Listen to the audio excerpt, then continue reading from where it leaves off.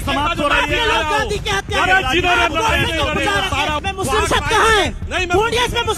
अंग्रेजों में और भाजपा वालों में सिर्फ एक फर्क है, वो गोरे थे और ये काले, बाकी कोई और फर्क नहीं है। क्या सोच है रे तेरी, मानना पड़ेगा। 5 मुद्दों पर काम किया इन्होंने, एक किया मुसलमान पर, एक किया कब्रिस्तान पर, एक मंदिर पर, एक मस्जिद पर, एक। आपने क्या कहा था? आपने बोला था। अब मैं पूरी बात कर, अरे झूठ की बात कर, थोड़ी कल तो अरे आप कह रहे राहुल गांधी को नहीं हुआ, डिस्टर्ब करने लगती है, क्या तरीका नहीं हुआ, अब तरीका ठीक नहीं है भाई, मेरे हर बार में डिस्टर्ब करने लगती है। आप सुनिए भाई, अरे भाई लेकर आए आज, अब सुनिए आपको फोन देखना पड़ रहा है आज, फोन नहीं, अब सुनिए, लपेट लिया आज आपको, आज आपकी कलई खोली है मैंने अच्छी, बार बार आपको फोन देखना पड़ रहा है। मंडल कमीशन के विरोध में ये भी थे, पूछिए आज जो बड़ी बड़ी छाट है मंडल कमीशन के विरोध में थे, आप दे दीजिए ना, करा दीजिए जातिगत जनगणना। अब सुनिए, बीजेपी के लोग 10 साल से झुंझुना बजा रहे हैं, अभी भी इन्होंने कहा कि वक्त बदल जाता है। बजाओ, देखिए समाप्त हो रही है। गांधी के हत्या सारा उनको मिल गया, अंत होने का नाम नहीं लेते। तो मैं एक बहुत बहुत शुक्रिया सुधांशु जी, बहुत बहुत शुक्रिया हमारे साथ जुड़ने के लिए, हमारे इस मंच में शामिल होने। देखिए सुप्रिया जी, जम्मू कश्मीर पर ही हम बात कर लेते हैं। जम्मू कश्मीर में आपका और नेशनल कॉन्फ्रेंस का गठबंधन हुआ है, सीटों का तालमेल भी हो गया। आपने पीडीपी को किस लिए छोड़ दिया, बीजेपी के लिए? आपको और आपके दर्शकों को और सुधांशु जी को मेरा नमस्कार। आपके सवाल का जवाब मैं दूंगी, लेकिन कुछ परिस्थितियों से देश और दुनिया को भी वाकिफ होना चाहिए। आपके यहां 1.5-2 घंटे तक जम्मू कश्मीर के बीजेपी के अध्यक्ष को अपने आप को कमरे में बंद करना पड़ा, क्योंकि इतनी हाथापाई, नारेबाजी, खिलाफत हो रही थी, मुखालफत हो रही थी। तो वो जो है वो चलता है। अगर ये विपक्ष में हो रहा होता तो कहते सिर फुटौल, तो हम आपका सिर फुटौल के बारे में बात क्यों ना करें। आपने कहा वैली में कमजोर हैं, तो इन्होंने कहा भारत वैली में स्ट्रांग है।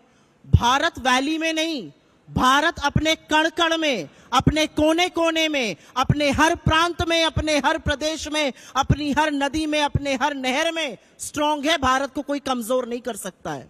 लेकिन यहां पर एक बात यह जरूर पूछी जाएगी कि जिस कश्मीर में आप राग अलापते हो, और मैं ये 2 चीजें बोलना चाहती हूं क्योंकि इस पर चर्चा होनी चाहिए। कश्मीर में अमन का बहुत राग हम सुनते हैं। क्या हुआ? 2024 का लोकसभा चुनाव हुआ, आप बारामूला से भाग गए, आप अनंतनाग राजौरी से भाग गए, आप श्रीनगर से भाग गए, आप क्यों नहीं कहीं चुनाव लड़ पाए? आप सत्तारूढ़ दल है दिल्ली में, आपको इतनी हिम्मत दिखानी चाहिए थी। आप कहते हैं शांति, लड़ते चुनाव, यही तो लोकतंत्र है। लोकतंत्र में चुनाव लड़ना सबसे बड़ा, मुझे लगता है कि एक सत्तारूढ़ दल के लिए बड़ी बात है। क्यों नहीं लड़े आप? और एक बात मैं थोड़े दुख के साथ कहना चाहती हूं, इनकी सरकार को बने 78 दिन हुए हैं। इन 78 दिनों में जम्मू और कश्मीर में 19 आतंकी हमले हुए हैं, जहां पर हमारे 19 जाबाजों की शहादत हुई है, 56 से ज्यादा जाबाज घायल हुए हैं, लेकिन हम एक शब्द नहीं सुनते हैं। श्रद्धालुओं से भरी बस पर जम्मू में अब आतंकी हमले हो रहे हैं, हम एक शब्द नहीं सुनते हैं। ये जो पीठ ठोकने की राजनीति है, ये जो सीना ठोककर इधर उधर की बात करने की राजनीति है, ये आंकड़ों के आगे क्यों फीकी हो जाती है? प्रधानमंत्री इस देश के, और हम सबके प्रधानमंत्री, ये बात कह के मैं अपनी बात खत्म करके आपके सवाल पर जाती हूं। इस देश के प्रधानमंत्री हम सबके प्रधानमंत्री हैं। प्रधानमंत्री इधर उधर की खूब बातें करते हैं, ट्विटर पर ढूंढ ढूंढ के देशों को जाकर घूमते हैं, लेकिन 19 जाबाजों की शहादत पर एक श्रद्धांजलि और संवेदना का शब्द नहीं बोलते हैं। 2019 से उन्होंने आतंकी हमलों पर एक शब्द लिखना बंद कर दिया। क्या यह सही है? क्या यह जाबाजों का सम्मान है? क्या यह श्रद्धांजलि, एक कृतज्ञ राष्ट्र देगा इनको? यह मैं पूछना चाहती हूं। आपने मुझसे सवाल पूछा कि हमने पीडीपी को किसके लिए छोड़ दिया। भाई पीडीपी ने तो इनका साथ दिया था, तब तक इनके घटक दल थे, तब तक बड़े सम्मानित थे। जैसे ही साथ छूटा, उनको किसी गैंग का हिस्सा बताने लगे, उनको अलगाववादी बताने लगे।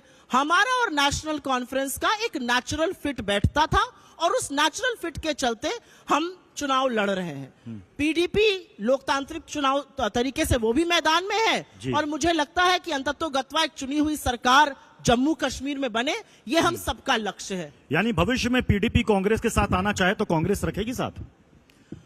भविष्य वक्ता मैं नहीं हूं, भविष्य वक्ता तो सुधांशु जी हैं, ज्योतिषाचार्य इनको आता है, मुझे नहीं आता है। सुधांशु जी, लेकिन हिंदुस्तान की राजनीति में मुझे लगता है कि हिंदुस्तान की राजनीति में जो आज इंडिया ब्लॉक या राहुल गांधी जिस मिशन को लेकर चल रहे हैं, उसमें बीजेपी की गहरी शिकस्त हर राज्य में होने वाली है। आपने जम्मू कश्मीर से शुरू किया, आशा रखती हूं आप हरियाणा, महाराष्ट्र और झारखंड पर भी आएंगे। मैं सुप्रिया जी आपसे पूछना चाहता हूं, राहुल गांधी जी ने कहा कि यहां पर हम नफरत के बाजार में मोहब्बत की दुकान खोलने आए हैं। लोकसभा चुनाव में तो आपका खाता ही नहीं खुला जम्मू कश्मीर में। मैं एक बात का उल्लेख करके आपके सवाल पर आ रही हूं। इन्होंने क्रमशः जवाब दिया था, तो मुझे लगता है मेरी भी नैतिक जिम्मेदारी है कि मैं कुछ क्रमशः बातें कर दूं। भारत तो हर जगह मजबूत है। आपकी सांसद, आपके मंत्री लोग कह रहे हैं कि यहां पर अमेरिका और चीन अस्थिरता पैदा कर रहा है। आप किसानों को हत्यारा और बलात्कारी कहने पर तो कहते हैं पलड़ा झाड़ के, भैया ये हमारा बयान नहीं है, ये कंगना जी का बयान है। कंगना जी ने तो आगे ये भी कहा है कि अमेरिका और चीन इस देश में अस्थिरता पैदा कर रहे हैं। उन्होंने किसान आंदोलन किया। तो इतने मजबूत मोदी जी हैं, इतनी मजबूत सरकार चला रहे हैं, लेकिन यहां पर बांग्लादेश जैसे हालात अमेरिका और चीन पैदा कर रहे हैं। इस पर तो सरकार को स्पष्टीकरण देना चाहिए। मुझे लगता है ये विरोधाभास है, आपस में विरोधाभास है, इनकी राजनीति में भी विरोधाभास, और विरोधाभास समझा देती हूं क्यों है। इन्होंने कहा हमने ऐसे बहुत सारे लोगों से गठबंधन किया जो हमारे तालमेल के नहीं थे। अरे आपने पीडीपी के साथ तब गठबंधन किया था जब उन्होंने खुलकर अपने मैनिफेस्टो में घोषणा पत्र पे लिखा था कि पाकिस्तान की करेंसी को इंडिया में यूज करने दो।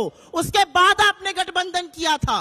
तो आपकी सत्ता लोलुपता और आपकी जो एक मौके की राजनीति है वो सब लोग वाकिफ है। आपने बात करी मोहब्बत की दुकान की। मुझे ऐसा लगता है कि एक व्यक्ति जिसने इस देश के 4,500 किलोमीटर पैदल नापे हैं, जिसने कश्मीर में पैदल चलकर एक नजीर प्रेजेंट करी कि अगर मेरी सफेद टी शर्ट लाल हो जाए मुझे फर्क नहीं पड़ता, मैं यहां चलूंगा। मुझे लगता है अगर वो मोहब्बत की बात कर रहा है, इसका साथ हम सबको देना चाहिए। और मैं इसलिए नहीं कह रही हूं क्योंकि मैं कांग्रेस की हूं या कोई ये बीजेपी के हैं। मुझे ऐसा लगता है कश्मीरियत, मोहब्बत की बात सीटों में तब्दील क्यों नहीं हुई? होती है, ऐसा नहीं है हर जगह नहीं होती है। अभी आप देखिएगा चुनाव नतीजे आएंगे, नील बटा सन्नाटा इनका स्कोर आएगा, सरकार हम और हमारा गठबंधन बनाएंगे। ये मैं आपको लिखकर बात देके जा रही हूं। हरियाणा हम जीतेंगे, महाराष्ट्र हम जीतेंगे, झारखंड में दोबारा से हमारी सरकार हम बनाएंगे। और एक बात बस छोटी सी कहकर आप उसके बाद डिबेट को आगे ले जाइए। यहां पर सुनने को मिला कि हमारे जो गठबंधन के लोग हैं, हम सिर्फ अपना मुख्यमंत्री बनाने के लिए गठबंधन नहीं करते हैं। अरे आप तो ऐसे लोगों से गठबंधन कर लेते हैं। शाम को मोदी जी ने स्पीच देके कहा 70,000 करोड़ रुपए का घोटालेबाज है अजीत पवार। सुबह 7 बजे उनके साथ आप शपथ ग्रहण समारोह में शामिल हैं। तो आपकी बातों का, आपके कृत्यों का, आपके आदर्शों का, आपकी राजनीति का एक ही नाम है मौका परस्त राजनीति। मैं 1 मिनट नहीं, इस पर मुझे एक जवाब देने की जरूरत है। इन्होंने कहा हम बने भी आजादी के बाद हैं। आजादी के आंदोलन के वक्त तो आप माफीनामा लिखते थे, मुखबिरी करते थे, पेंशन लेते थे, एक एक शहर में जिंदगी गुजार देते थे। आप तो भारत छोड़ो आंदोलन जो महात्मा गांधी ने शुरू किया, आपके जो सबसे आराध्य हैं श्यामा प्रसाद मुखर्जी जी, वो चिट्ठी लिखकर बोलते थे इस आंदोलन का दमन कैसे करो। तो आप कैसे भारतीयता की, राष्ट्रीयता की बात भी कर सकते हैं? आप तो वो पार्टी है जिसके सबसे आइडियोलॉजिकल फाउंटेन हेड आरएसएस ने 52 साल तक तिरंगे को अशुभ कहा और तिरंगा नहीं फहराया। और ये मैं कोई तथ्य बना तो रही नहीं हूं, ये सार्वजनिक रूप से गठित तथ्य है। मेरा अपना मानना है राजनीति में उन मुद्दों पर बात होनी चाहिए जिन मुद्दों के लिए हम लोग चुने जाते हैं। आपका 100 दिन का एजेंडा था, 80 दिन पूरे होने वाले हैं 2 दिन में। उन 80 दिनों में करीब करीब 24 ट्रेन हादसे हो गए, 21 लोगों की मौत हो गई, 100 से ज्यादा घायल। उन 80 दिनों में 45 ऐसे इंफ्रास्ट्रक्चर ढह गए जो कोई सोच नहीं सकता था। कल इनॉग्रेशन हुआ, एयरपोर्ट ढहा जा रहा है जैसे ताश के पत्ते की तरह। और मुझे एक बात का दुख है क्योंकि मैं छत्रपति शिवाजी महाराज को अपना आराध्य मानती हूं, और मेरा मानना है कि जब छत्रपति शिवाजी महाराज की कल महाराष्ट्र में 9 महीने के अंदर इनॉग्रेशन मोदी जी द्वारा करी हुई मूर्ति ध्वस्त होती है, तो सवाल आपसे पूछा जाएगा कि ये देश आप कैसे चला रहे हैं। ये कौन भ्रष्टाचारी है जहां पर एयरपोर्ट, पुल, राम मंदिर टपक रहा है, भारत का संसद टपक रहा है और वीर शिवाजी की मूर्ति ऐसी ध्वस्त हो गई जैसी किसी ने सोची नहीं थी। 57 की नेहरू की इनॉग्रेटेड मूर्ति, अनावरण की हुई मूर्ति आज भी चल रही है और आपकी बनाई हुई मूर्ति 9 महीने में ध्वस्त हो रही है। मुझे लगता है बहुत सारे ऐसे सवाल हैं जिनके लिए आपको चुना गया था, आपको जवाब देने पड़ेंगे। मैंने यहां पर एक तथ्य रखा, उस तथ्य पर एक शब्द नहीं बोला गया। 80 दिनों में 19 आतंकी हमले और उस 19 आतंकी हमलों में हमारे 19 जाबाजों की शहादत जम्मू कश्मीर में हुई है, लेकिन प्रधानमंत्री ने एक शब्द नहीं बोला। इसका जवाब सुधांशु जी से मैं लेना चाहूंगा और दर्शक भी जानना चाहेंगे, लेकिन सुप्रिया जी ये बताइए कि 370 को लेकर कांग्रेस का स्टैंड वही है या फिर बदल गया? मैं वही है इसलिए कह रहा हूं कि जब सुप्रीम कोर्ट ने कहा कि यह वैधानिक तरीके से इसे हटाया गया था, उसके बाद मुझे याद है कि कांग्रेस ने कहा था कि इस पर अब बहस खत्म हो गई है, जल्द से जल्द चुनाव हो और जम्मू कश्मीर को वापस से पूर्ण राज्य का दर्जा दिया जाए। नेशनल कॉन्फ्रेंस ने साफ साफ मैनिफेस्टो में कहा है कि 370 की वापसी। अब आप उनके साथ अलायंस में हैं, अब ये बताइए कि आपका भी स्टैंड वही है? ये माना जाए कि कांग्रेस चाहती है 370 की वापसी हो? कांग्रेस पार्टी एक स्वतंत्र पॉलिटिकल पार्टी है। कांग्रेस पार्टी का CWC हमारी हाईएस्ट डिसीजन मेकिंग बॉडी है और जिस वक्तव्य का आपने यहां पर उल्लेख किया कि जल्द से जल्द चुनाव हो, पूर्ण राज्य का दर्जा दोबारा दिया जाए, बिल्कुल हमारा स्टैंड वो है। 370 की वापसी नहीं चाहती कांग्रेस? बिल्कुल नहीं, हमारा स्टैंड पूर्ण राज्य का दर्जा और निष्पक्ष फेयर इलेक्शन है जम्मू। तो फिर आप उस पार्टी के साथ अलायंस में जो 370 वापस चाहती है? ऐसे बहुत सारे अलायंस होते हैं जो देश काल परिस्थिति को देखकर किए जाते हैं और देश काल परिस्थिति को देखकर इतने विभाजनकारी और इतने नफरती लोगों को देश काल और परिस्थिति को देखकर बीजेपी भी पीडीपी के साथ कर लेती है अलायंस। बात समझाने की इसलिए दूर रखना जरूरी है ऐसे लोगों को। देश काल परिस्थिति ऐसी है कि चुने हुए मुख्यमंत्री कहते हैं बटने और कटने की बात करते हैं। जब आज फर्रुखाबाद में 2 लड़कियों की लाश आम के पेड़ से लटकी हुई मिलती है तो एक शब्द नहीं बोला जाता है। आप रेप पर राजनीति करेंगे, उत्तर प्रदेश में कुछ नहीं बोलेंगे। आप बटने और कटने की बात करते हैं, आपसे क्या उम्मीद की जा सकती है ये मैं जानना चाहती हूं बीजेपी से। एक मिनट, मैंने इनको ये झूठ परोसते हुए कुछ मंचों पर देखा है तो इनके झूठ का पर्दाफाश करूंगी।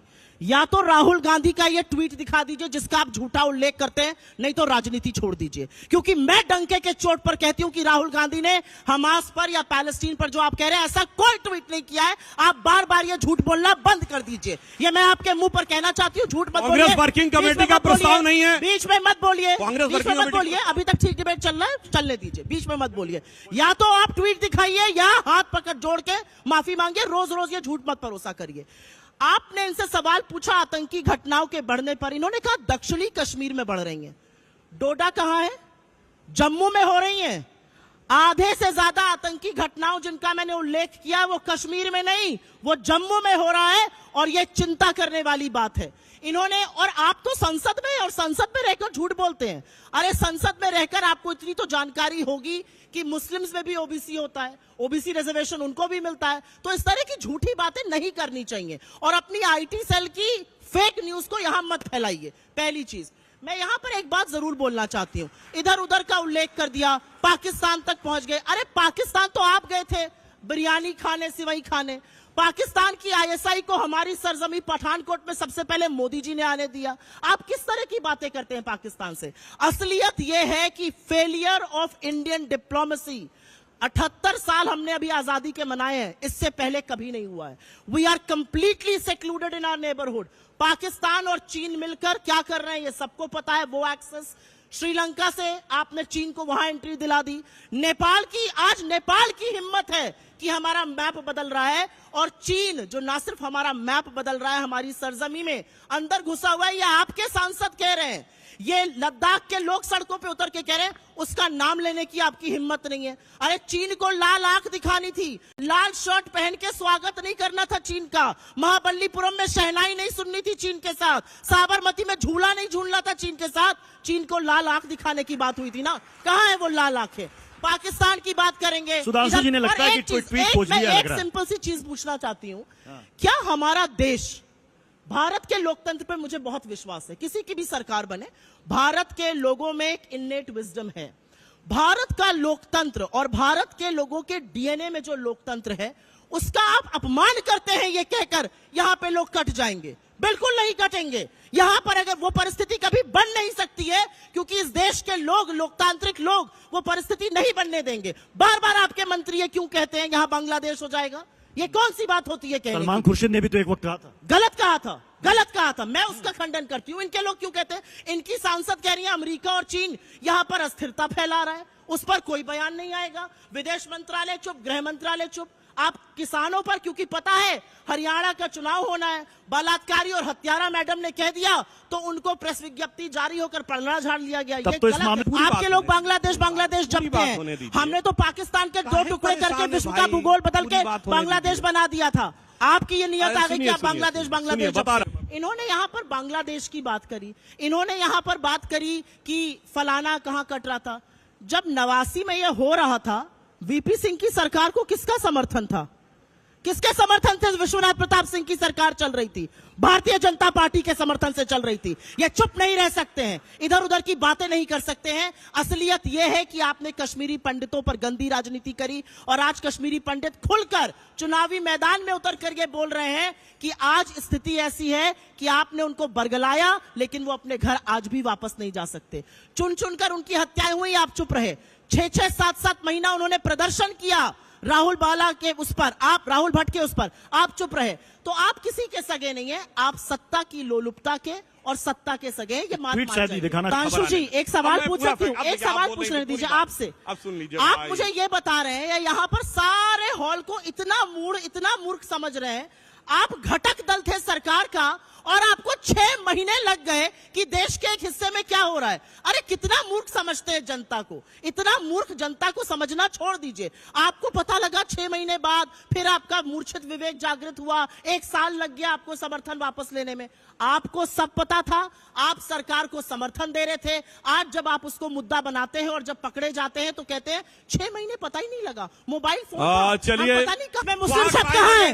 ढूंढिए इसमें मुस्लिम शब्द। आपने क्या कहा था? आपने बोला था, आप झूठ बोल रहे थे, आप पकड़ लिए गए, अपनी ही ट्वीट में पकड़ लिए गए, अपनी ही बताई हुई ट्वीट में पकड़ लिए गए। राहुल गांधी ने क्या कहा? वहां पर रेस्टोरेशन ऑफ पीस होना चाहिए। इन्होंने क्या कहा था?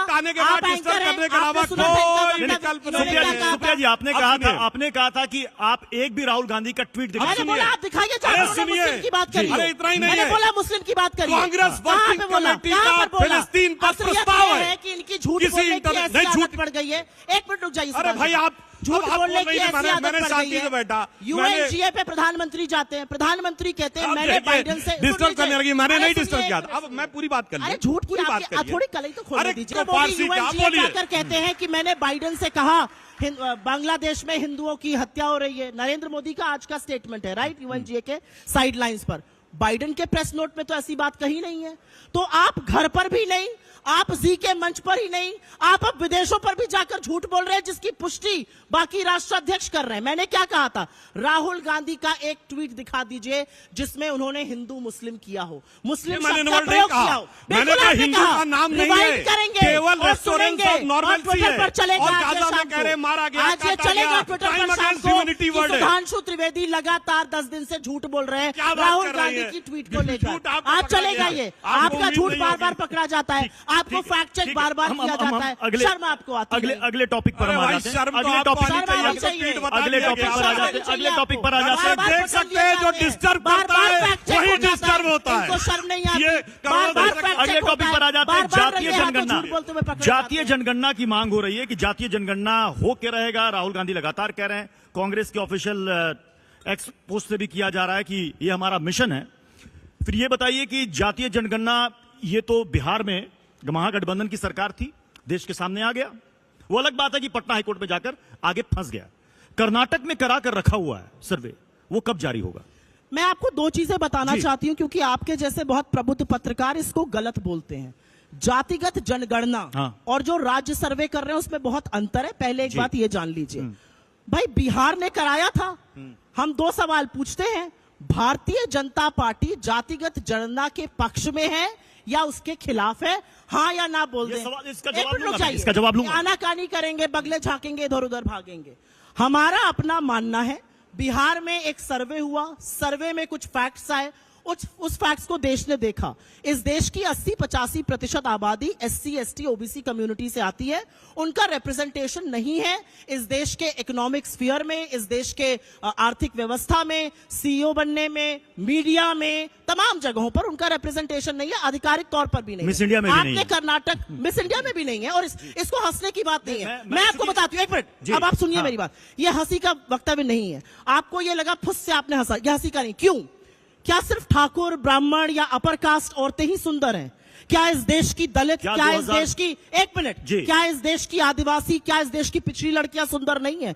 बला की खूबसूरत है, लेकिन उनको अपॉर्चुनिटी नहीं मिलती है। बात ये कह रहे थे राहुल गांधी, सेक्सिस्ट बीजेपी ने बात उठाई मिस इंडिया की। तो दिक्कत की बात क्या है कि बीजेपी का जो मत है वो साफ नहीं हो पा रहा है। आपने कर्नाटक पर मुझसे सवाल पूछा, और ये सवाल बिल्कुल पूछना वाजिब है। हमारे यहाँ एक सर्वे आया, उस सर्वे में हमें लगा कुछ अनोमलीज हैं, और अब हम दोबारा से ऑन द ड्राइंग टेबल उसको रीसर्वे करने की या उसके अनोमलीज को फिक्स करने की कोशिश करें। नहीं, समय नहीं लगेगा, क्योंकि एक ब्रॉड सर्वे हो गया है तो वो जरूर होगा। हमारे तेलंगाना में हो रहा है, हमारे हिमाचल में हो रहा है, इनके किसी राज्य में क्यों नहीं हो रहा है? सरकार का क्या मत है? लैटरल एंट्री पे आप यू टर्न लेते हुए कहते हैं प्रधानमंत्री ने कहा। अरे नहीं, प्रधानमंत्री ने तो 6 साल पहले बनाई थी ये लैटरल एंट्री, इन्होंने ही कहा था इसमें रिजर्वेशन नहीं होगा। आपको यू टर्न पे यू टर्न लेना पड़ रहा है, देश ने आपको इस कगार पे लाके खड़ा कर। तो नीतीश जी ने नहीं कराया। अरे भाई, नीतीश जी ने नहीं कराया। राहुल गांधी के कहने पे हमारे साथ गठबंधन में रहते हुए करवा दिया। मतलब अरे भाई, मैं कह रहा हूँ, सुनिए, तो आप भाजपा की वजह से हुआ। आप तो कह रहे हैं ना, आप कह रहे राहुल गांधी की वजह से। नीतीश जी की वजह से नहीं हुआ है, डिस्टर्ब करने लगती है, क्या तरीका नहीं हुआ। अब एक और बात सुनिए जरा, अभी सुनिए, नीतीश जी की वजह से नहीं हुआ। ये हेडलाइन है, ये हेडलाइन है आपके शो की। भाजपा के प्रवक्ता कह रहे हैं नीतीश कुमार ने नहीं कराया जातिगत सर्वे, बल्कि आप कह रहे हैं यूपी में आपकी सरकार है। ये तरीका ठीक नहीं है भाई, मेरे हर बार में डिस्टर्ब करने लगती है। आप सुनिए भाई, नहीं है। अरे भाई, पता नहीं क्या आप पोथे लेकर आए आज। अब सुनिए, आपको फोन देखना पड़ रहा है आज। फोन नहीं, अब सुनिए, लपेट लिया आज आपको। आज आपकी कलाई खोली है मैंने अच्छी, बार बार आपको फोन देखना पड़ रहा है। अब बदलते हुए इंसान की क्योंकि छेड़ी दी है, तो बदलते हुए इंसान की बात कर ही लेते हैं। जब मैं मुख्यमंत्री रहूंगा तो मैं GST का पुरजोर विरोध करूंगा, लिख लिख के विरोध करूंगा, और प्रधानमंत्री बनकर GST का आर्किटेक्ट मैं ही बन जाऊंगा, नरेंद्र मोदी। जब मैं मुख्यमंत्री रहूंगा तो मैं खाद्य सुरक्षा अधिनियम का लिख लिख के विरोध करूंगा, और जब प्रधानमंत्री बन जाऊंगा तो 80 करोड़ लोगों को फ्री का राशन देने का झुनझुना बजाऊंगा, नरेंद्र मोदी। जब मैं आजादी के आंदोलन में नहीं रहूंगा तो मैं मुखबिरी करूंगा, ब्रिटिशर्स को लिखूंगा इसका दमन करो। दमन करो कैसे? यहां पर भारत छोड़ो आंदोलन का, नहीं तो बहुत बढ़ जाएगा, फिर मैं अपने आप को राष्ट्रभक्त घोषित कर दूंगा।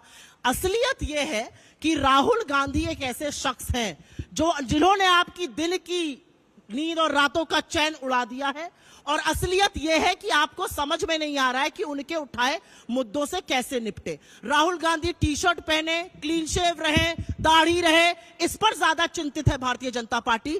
समय और परिस्थिति यह है कि इस देश के आदिवासी, इस देश के दलित, इस देश के पिछड़े CEO नहीं है, बड़ी बड़ी जॉब्स में नहीं है, गवर्नमेंट ऑफ इंडिया में सेक्रेटरीज नहीं है, उनको इक्वल रिप्रेजेंटेशन नहीं है, और इसलिए जातिगत जनगणना की जरूरत है। जातिगत जनगणना की जरूरत इसलिए है क्योंकि जब एक दलित सरपंच मध्य प्रदेश में एक DM के यहां आती है तो उसको बोला जाता है अगर कुर्सी पर बैठने का बहुत शौक है तो अपने घर से कुर्सी ले आओ। 78 साल हमने आजादी के मनाए हैं, और एक दलित सरपंच औरत को यह बोला जाता है कुर्सी पर बैठने का शौक है तो ये लेकर आओ। ये सवर्ण नहीं समझेगा, ये आप में से अधिकांश लोग नहीं समझेंगे, ये सुधांशु जी नहीं समझेंगे, लेकिन एक ये दलित, एक आदिवासी और एक शोषित वंचित समाज का व्यक्ति समझेगा। इसलिए जातिगत जनगणना की जरूरत है। और एक बात सच है, राजनीति में बहुत सारे स्टैंड होते हैं, और मुझे लगता है कि राजनीति कोई कास्ट इन स्टोन नहीं है। अगर देश की परिस्थिति, अगर लोगों को मौके नहीं मिल रहे तो बिल्कुल आपको स्टैंड बदलना पड़ेगा। बीजेपी ने GST क्यों लाई? बीजेपी ने विमेंस रिजर्वेशन बिल क्यों लाए? क्योंकि पहले जब राजीव गांधी पंचायती राज लाए और उसमें विमेंस रिजर्वेशन की बात थी, 5 वोट से वो हराया गया था। पांचों बीजेपी के लोग थे, इसके खिलाफ थे, अब लेकर आए। तो मेरा अपना मानना है कि राजनीति में, राजनीति is a dynamic thing, it must change. If it is not changing, जातीय जनगणना बहुत मंडल कमीशन के विरोध में ये भी थे, पूछिए आज जो बड़ी बड़ी छात्र मंडल कमीशन के विरोध में थे, आप दे दीजिए ना, करा दीजिए जातिगत जनगणना। अब सुनिए, बीजेपी के लोग हमेशा मेरे में ये डिस्कस कर रही है, समय बिल्कुल समाप्त हो रहा है। मैं सुधांशु जी, सुप्रिया जी, आप बिल्कुल समय कम, बिल्कुल समय कम, बिल्कुल क्या करने के लिए आए? झुंझुना बजाने के लिए देश के लास्ट सामने में सिर्फ ये 10 साल से झुंझुना बजा रहे हैं, अभी भी इन्होंने कहा कि वक्त बदल जाता है। बजाओ देखिए, झुंझुना। मैं सिर्फ कहना चाहूंगा, अच्छा सुनिए, इन्होंने एक मिनट सुधांशु एक सेकंड देखिए, गांधी के सामने सिर झुकाने से मिलती अब है। सत्र की अवधि यहीं पर, सत्र की अवधि यहीं पर समाप्त हो रही है। मुझे एक 30 सेकंड दिए जाए पूरे बात नहीं तो मुझे भी तो फिर जो आप लगातार बोलिए, आपको कर देंगे। 15 और मेरा दावा है मैं 30 सेकंड के बाद जवाब नहीं दे पाएंगे। देखिए, गोडसे के पुजारियों को गांधी के आगे नतमस्तक होना पड़ा, ये असलियत है इस देश की। ठीक है, चलिए, हमने कहा ना कि राजनीतिक मुद्दे ऐसे होते हैं कि एक बार शुरू हो जाए तो फिर अंत होने का नाम नहीं लेते। मैं थोड़ा बंगाल पर भी आ जाता हूं। मुझे मालूम है कि बंगाल का जिक्र होगा तो सवाल उठेगा फिर यूपी का, सवाल उठेगा हरियाणा का, सवाल उठेगा बिहार का, और मणिपुर का भी उठेगा, और उठना भी चाहिए। बतौर इंडिया ब्लॉक अलायंस, क्या कांग्रेस का स्टैंड है ममता बनर्जी से वहां पर इस्तीफा मांगने का? क्योंकि इससे पहले जितने भी बीजेपी शासित राज्यों के सरकारों में ऐसी घटनाएं होती, कांग्रेस सीधे कहती है इस्तीफा दे दो, इस्तीफा दे दो। क्या कांग्रेस यहां पर मांग रही है? क्या कांग्रेस ने बंगाल में जबरदस्त प्रदर्शन किया और कांग्रेस ने उसी शिद्दत से बदलापुर में भी प्रदर्शन किया। बीजेपी की तरह हम बंगाल पर चढ़ नहीं गए और बदलापुर में मुंह बंद करके नहीं बैठ गए। आज मैंने बोला आपसे, उत्तर प्रदेश में 2 बेटियों की लाश टंगी हुई मिली, एक शब्द नहीं बोला गया फर्रुखाबाद में। मैं पूछना चाहती हूं, मुजफ्फरपुर में यह हुआ। मैं पूछना चाहती हूं उत्तराखंड की उस नर्स का, महाराष्ट्र में पिछले 24 घंटे में 3 विभत्स रेप हुए, एक शब्द नहीं बोला जाएगा। मेरा अपना मानना है कुछ चीजें दलगत राजनीति से ऊपर होनी चाहिए। तो कांग्रेस मांग रही इस्तीफा ममता बनर्जी का? मुझे ऐसा लगता है कि मेरे नेता ने एक बहुत बड़ी नजीर सेट करी। इंडिया ब्लॉक की घटक दल होने के बावजूद उन्होंने कहा लीपापोती की कोशिश की गई है और वो गलत है। क्या बीजेपी ये कह सकती है बदलापुर में, हाथरस में ब्रजभूषण को बचाया, कुलदीप सिंह सेंगर को बचाया, IIT BHU के गैंग रेपिस्ट को बचाया, चिन्मय आनंद के खिलाफ आप मुकदमा तब वापस ले रहे जब आधी आबादी आक्रोशित है? मैं पूछना चाहती हूं, किस मुंह से लाल किले की प्राचीर से बात हुई? एक शब्द कहती हूं, लाल किले की प्राचीर से प्रधानमंत्री ने महिला सम्मान की बात करी और कुछ घंटों में गुजरात के दोषी, आरोपी नहीं, गैंग रेप और हत्या के दोषी रिहा होते हैं। आपकी मर्जी के बिना रिहा नहीं होते, आपने लिखित स्वीकृति दी और रिहा होते हैं और आपके एमएलए उनके ऊपर माल्यार्पण करते हैं, उनको टीका लगाते हैं। बस 10 सेकंड मुझे बोल, एक महिला का मुद्दा था, आप मुझे बोलने देंगे? आपको देना पड़ेगा मुझे बोलना। हाथरस में जब रेप हुआ तो एडीजी लॉ एंड ऑर्डर से लेके आपके सारे नेता ने कहा रेप नहीं हुआ, सीबीआई ने कहा रेप हुआ, आपने माफी मांगी। ब्रजभूषण के साथ आप खड़े रहे, इस देश की होनहार बेटियों को सड़कों पे रौंदवाया, बूटों तले दबवाया। यह है आपकी महिलाओं के प्रति प्रतिक्रिया। अरे एक बात बताएं, सुधांशु जी, यहाँ पर बैठा हुआ 4 साल का बच्चा भी जानता है कि अंग्रेजों से लड़ाई किसने लड़ी, शहादत किसने दी, तिरंगे में खून कांग्रेस का नेता जो गोली से मारा गया हो, एक कांग्रेस का नेता जो फांसी हुआ हो, आजादी की लड़ाई नहीं लड़ी, एक कांग्रेस का नेता को काला पानी हुई हो, समाप्त हो रही है। गांधी के हत्या सारा उनको मिल गया। अंत होने का नाम नहीं लेते। तो मैं एक बहुत बहुत शुक्रिया